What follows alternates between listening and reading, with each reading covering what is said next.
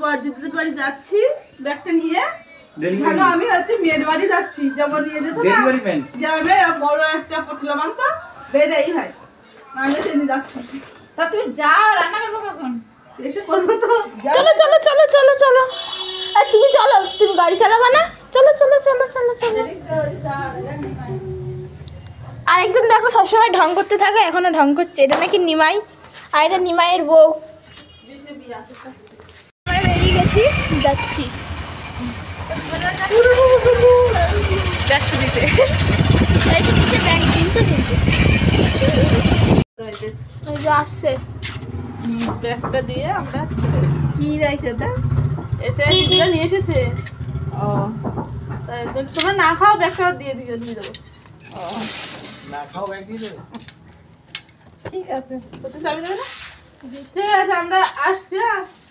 আবার আসবো ওখানে। হরলিক্স নি, হরলিক্স খাবে না ও, জিজ্ঞেস করো। হরলিক্স খাবে?